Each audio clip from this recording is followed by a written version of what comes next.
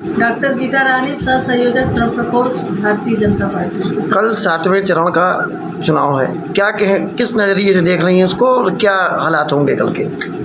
कल 7वें चरण का चुनाव है और हमारी भारतीय जनता पार्टी मोदी जी के नेतृत्व में 400 पार करने वाली है। हम लोग बहुमत से जीतने वाले हैं। वाराणसी को किस नज़रिए से देख रही हैं आप? वाराणसी में बहुत काम हुआ है। मोदी जी ने इंफ्रास्ट्रक्चर चेंज किया हुआ है, हॉस्पिटल के हालात अच्छे हुए हैं, नगर निगम के हालात अच्छे हुए हैं और अभी रोपवे भी बनने वाला है। हमारे घाटों का रिपेयरिंग हुआ है, पुनरुद्धार हुआ है, इतने सारे काम हुए हैं और विश्वनाथ मंदिर धाम जो बना है उसकी वजह से काशी वासियों की जो आर्थिक स्थिति सुधरी है।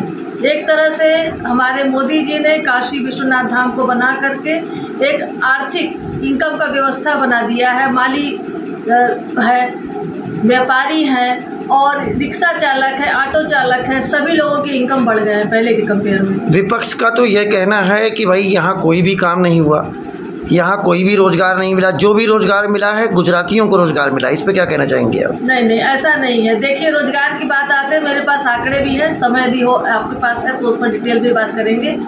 हमारे मोदी जी ने 2014 से लेकर 24 तक 9 लाख लोगों को सरकारी नौकरी की भी हम बात कर रहे हैं, सरकारी नौकरी दिया है, जबकि 4 से लेकर के 13 तक की हम बात किया जाए, 2004 से 13 तक तो कांग्रेसियों ने करीब 6 लाख सरकारी नौकरियां दी थी। अभी तक इन 10 सालों में 6 बार रोजगार मेले लगे हुए हैं, जिसमें प्राइवेट जो अच्छी कंपनियां हैं, विदेशी कंपनियां, देशी कंपनियां, सॉफ्टवेयर कंपनियां हैं, हर साल 70 से 75 हज़ार लोगों को नियुक्ति पत्र दिया गया, ये रिकॉर्ड है। तो करीब 4.5 लाख आपको प्राइवेट नौकरी दिया गया। हमारे मोदी जी स्वरोजगार को बढ़ावा देते हैं। आप भी जानते हैं, हम भी जानते हैं, देश की आर्थिक स्थिति तभी बढ़ेगा जब स्वरोजगार बढ़ेगा और स्वरोजगार को बढ़ाने की वजह से 2014 से पहले की बात किया जाए तो देश में केवल 350 स्टार्टअप थे, आज के समय 1 लाख स्टार्टअप है। तो कहीं रोजगार की कमी नहीं है। स्वरोजगार को बढ़ावा दिया जा रहा है और उसके लिए ऋण दिया जा रहा है और नौकरियां भी लगातार दी जा रही हैं। विपक्ष का तो ये भी कहना है कि इस बार सरकार कांग्रेस की बन रही है, मोदी जी झोला लेके जा रहे हैं, वापस हो रहे हैं।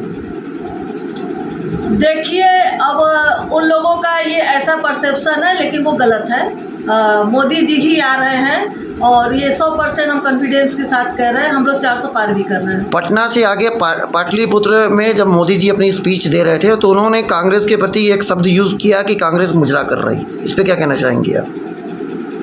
देखिए, ये मोदी जी ने कह दिया है, कभी कभी हो जाता है, ऐसे शब्द निकल जाते हैं और ऐसे शब्द के लिए हम तो बहुत छोटे कार्यकर्ता हैं, हम माफ़ी मांगते हैं भारत की जनता से और पाटलिपुत्र जनता। विपक्ष ने तो ये भी कहा है कि मोदी जी जो है इस बार चुनाव के बाद फिर अपना झोला बिस्तर लेके फिर से यहाँ से चले जाएंगे गुजरात और इस समय वो पूजा पाठ करने के लिए कन्याकुमारी में बैठ गए हैं। इस पे क्या कहेंगे? नहीं, ऐसा नहीं है। देखिए, हमारे देश की सनातन संस्कृति की परंपरा रही है, जब भी हम लोग विजय के लिए जाते हैं, पहले भी हम लोग जब विजय के लिए जाते थे, हमारे रामचंद्र जी भी जब लंका पे चढ़ाई करना था तो उन्होंने भी 9 दिन का शक्ति माँ देवी का आराधना किया था, पूजा किया था। इसी तरह से ये हमारे भारतीय संस्कृति में है कि जब हम लोग आज जो युद्ध है, ये सामने वाला युद्ध नहीं है, ये लोकतंत्र का युद्ध है, शांति से लड़ा जाता है पक्ष विपक्ष में। तो हमें जीतना है, जीतने के लिए आध्यात्मिक शक्ति चाहिए, उसके लिए हम अपने आराध्य की आराधना करते हैं। तो हमारे मोदी जी शिव भक्त हैं, रामकृष्ण भक्त हैं और अपने भगवान की आराधना करने के लिए कन्याकुमारी गए हैं और इससे उन्हें डबल शक्ति प्राप्त होगा और वो डबल शक्ति के साथ आएंगे और फिर से पूरे भारत की जनता का जो उनका परिवार है उनकी सेवा करेंगे। विपक्ष का तो यह भी कहना है कि जब काशी विश्वनाथ माननीय प्रधानमंत्री आए हुए थे उस समय उनका शंकर जी की तरह श्रृंगार किया गया, जिससे काशी की जनता आहत हुई और काशी का अपमान हुआ। इस पर क्या कहेंगी आप?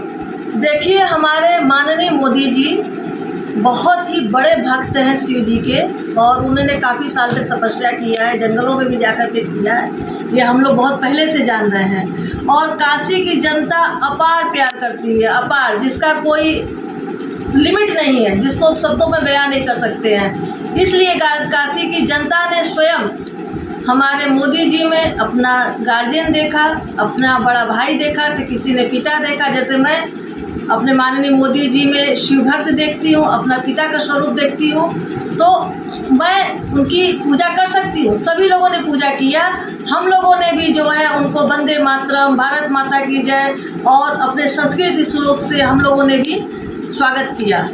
विपक्ष का तो ये भी कहना है कि मोदी जी खुद को स्वयंभू समझने लगे। नहीं, ऐसा नहीं है। विपक्ष लोग जो है बहुत ज़्यादा ही परेशान हो गए हैं, वो खोखले हो गए हैं। खोखला चना बाजे घना, वही स्थिति हो गई है इस समय। विपक्ष का तो ये भी कहना है कि जिस तरीके से भाजपा ही कह रहे हैं कि इस बार 400 के पार, तो आखिर मोदी जी क्यों डरे हुए हैं और यहाँ नेताओं का जमघट क्यों लगा है? अमित शाह आ गए, मुख्यमंत्री आ गए, यहाँ पर किस लिए यहाँ लोगों का जमावड़ा हो रहा है? कई फिल्म स्टार भी आ गए प्रचार करने, इस पर क्या कहेंगी आप? देखिए, सबसे पहले तो हम ये बताना चाहते हैं, काशी की जो जनता है हमारे माननीय मोदी जी को मोदी परिवार का हिस्सा मानती है, सदस्य मानती है, जिसमें से हम भी एक हैं। हम लोग काशीवासी अपने माननीय मोदी जी को अपार स्नेह करते हैं, बेइंतहा प्यार करते हैं। और देखिएगा, हम सब लोग काशी की जनता के लोग मतों की बौछार कर देंगे और इस बार ऐतिहासिक जीत यहाँ से पाएंगे मोदी जी, और फिर से मोदी जी भारत के प्रधानमंत्री बनेंगे। और मैं माननीय मोदी जी को मीडिया के माध्यम से प्रधानमंत्री बनने के लिए अग्रिम शुभकामनाएं और बधाइयाँ देती हूँ। रही बात विपक्षी की, तो मैं ये कहना चाहती हूँ कि यदि कोई संसदीय क्षेत्र है, जैसा कि आपने कहा बार बार मोदी जी आते हैं, क्यों आते हैं, ये क्वेश्चन मैंने इसके पहले भी मीडिया से फेस किया है। सपोज कोई आपका एमपी है, वो अपने संसदीय क्षेत्र में नहीं जाता है, तो आप लोग कहते हैं कि संसदीय क्षेत्र को आपने इग्नोर किया, कोई कार्य नहीं किया। और यदि बार बार आते हैं, जैसे कि एक माँ है, अपने बच्चों को लाड़ करती है, प्यार करती है, तो दुलारती है, वो कहीं भी काम में रहे, बीच बीच में बच्चे के पास केयर करने जरूर आती है। तो हमारे माननीय मोदी जी भी हम लोग के गार्जियन हैं।